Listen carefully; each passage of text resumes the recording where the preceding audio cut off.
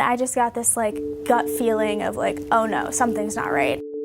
No one really understands how quickly an emergency can take place. And immediately said, we have an unconscious student in Mall B, we need help. Realized he wasn't breathing, so I just started doing CPR. You're giving me chills right now. Yeah. Oh my gosh, I'm literally gonna cry. Thank you, because without your class, I wouldn't have been able to help.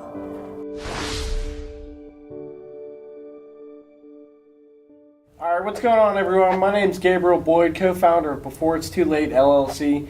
Now, for those of us who are unfamiliar with Before It's Too Late, or maybe you haven't heard about us before, what we are is we're a safety, first aid, and healthcare training company based out of Pittsburgh, PA.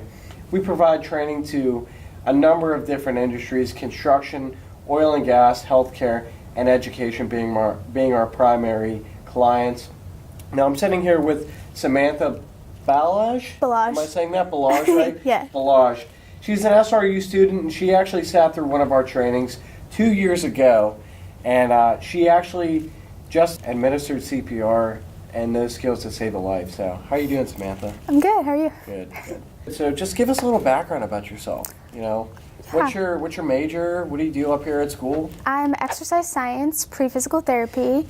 I don't do a whole lot outside of that. I do a little bit with the theater department. I take some of the classes. I'm going to be a CA next year. Awesome. So. What got you into the field of exercise science? I was a gymnast growing up my entire life and got hurt a few times and spent a good amount of time in physical therapy. Yeah. And through that, I just realized that that's what I wanted to do, and exercise science was the way for me to get into PT school. So. That's awesome. So PT school, that's a long-term goal. Yes. Okay, and you're a junior? Mm-hmm. So what motivated you to take a class with us? Was it a requirement? Was it just an inner calling? Did you just hear from a friend or something? Or it was very random. I got an email from the department and just said hey, there's this class. If anybody's interested, sign up. And my mom always says, better safe than sorry. And so I kind of figured, why not? Better safe than sorry. You never know when you're going to need it. Yeah, and you never do know. Yeah. It's crazy. No one really understands how quickly an emergency can take place before it, and until it actually happens. So that's how we kind of look at things, and I'm glad your mom thinks the same way. Yeah. So we're happy that you took a class with us as well. So did you ever imagine yourself being in that type of situation, even after the class? Yeah, I never, ever in a million years imagined I'd ever be in that situation, especially in class with a bunch of young, healthy people. Right. Now just run us through what happened in this situation. We were doing an acting exercise, and we were kind of all over the room, running around. We were radiating and receiving chaotic energy. Okay. And so we all what's kind that of... deal? I'm not familiar with that. Yeah, so if you radiate energy, you're kind of putting all this energy out into the space around you, into other people, and if you're receiving it, you're taking the energy from other people and reading that energy. But we were doing this exercise, and he's a very dramatic person. He likes to kind of pull pranks. So when he went down, everyone assumed he was joking, and I never saw him go down. I didn't know until after the exercise was over. We all had gone back to the stage, and we were standing in a circle, and we always talk about it afterwards. And our teacher, David, was like, oh, Francie's not up here. And so we were like, oh, where's Francie? And we look, and he's lying on the ground in the back corner. And we're like, Francie, come on, get up, it's over. We were getting slightly annoyed because we're like, all right, time to get up, you've taken it too far. Yeah, it's up, yeah. Right.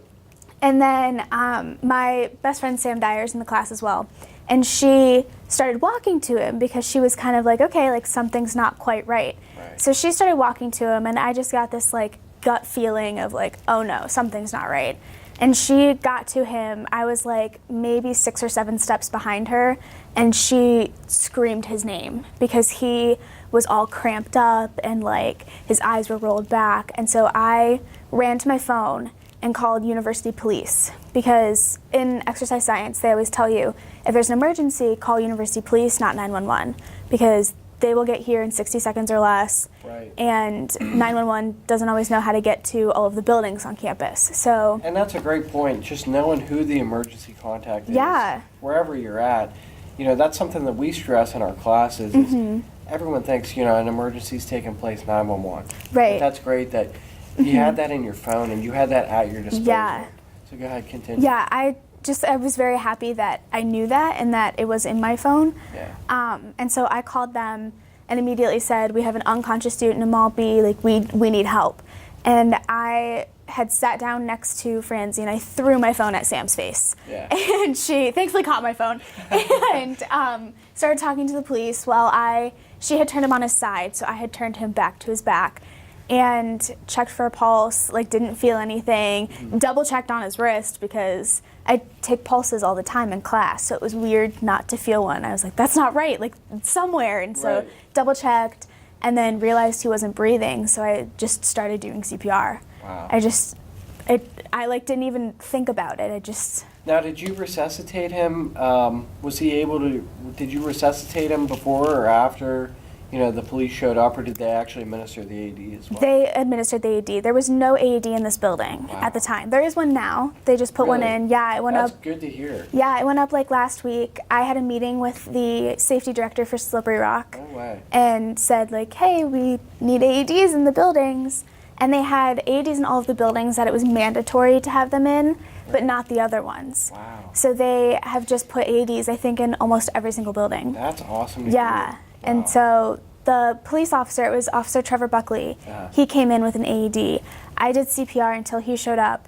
He came in and he said to like pull up his shirt, so I pulled up his shirt, he put it on, we all stood back, and they had to shock him, and it like still didn't work. So Officer Buckley continued CPR, and then he had to like shock him again. I think he shocked him 3 times before he like came to. Sign of life, yeah. Yeah, and he woke up and was just like screaming, and we still don't know why he was screaming. We think it was pain or shock or something, because he has no memory of it whatsoever. You're giving me chills right now. Yeah, it was.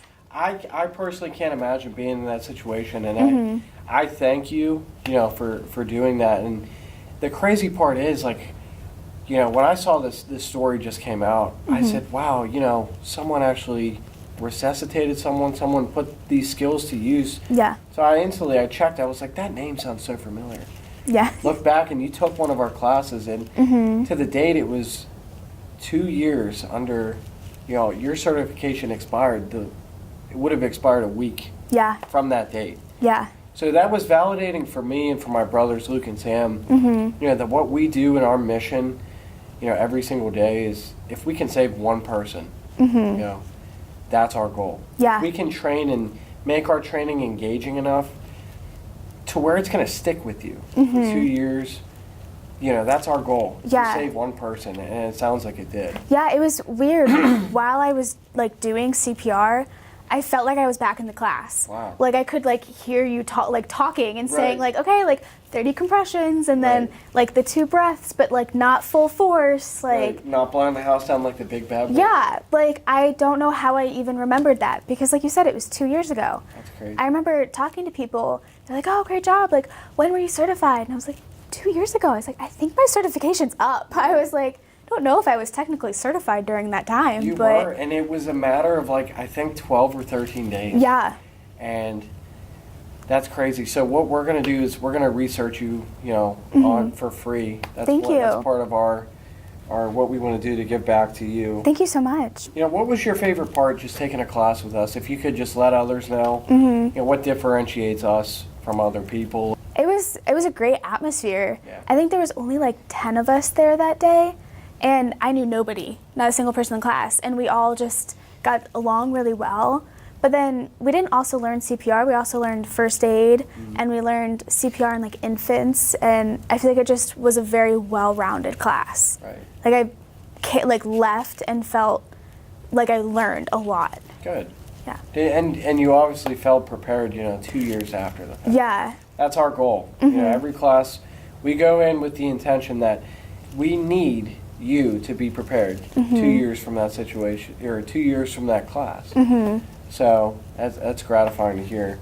And then what's one piece of advice that you could give your peers on campus in regards to just responding to an emergency, maybe recognizing something's taking place? What's one piece of advice that going through that situation you could give to somebody? To not be afraid to do something, to go ahead and call somebody. Even if you forget to call University Police and you call 911, that's okay. They'll let University Police know.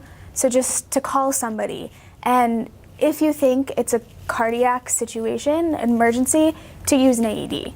Because like we learned in your class, you can't go wrong with them. No. They don't shock you if it's not advised. Right. They talk you step by step through it. So just to go ahead and use the resources you have and not to just kind of stand there and be like, I don't know what to do. I can't do anything. Right. You can do something. Using the resources provided, that's awesome. And that's, it's great that the safety director is going to put the AEDs in all the buildings. That's, it's gratifying for me to hear. Yeah. Just as a trainer. Finally, what we're going to do just to wrap things up, I appreciate you, spending your time with me today. Yeah, thank you. But as an appreciation for your efforts, before it's too late, would like to recognize your heroism and outstanding judgment with a scholarship of $1,000 for next year. Oh my gosh. It's people like you every day that like I said, it really touched our hearts. And it validated a lot of things for us. So we want to thank you. Thank you so much. And provide this to you today. So. Oh my gosh, I'm literally gonna cry. Yeah, so we're very excited. Is there anything else you'd like to say for us, or just to anybody else out there? Thank you, because without your class, I wouldn't have been able to help. Yeah. So thank you. Yeah. Without you, I don't know where Francie would be right now. Right. So awesome. Thank you. Awesome. Thank you guys. We appreciate it.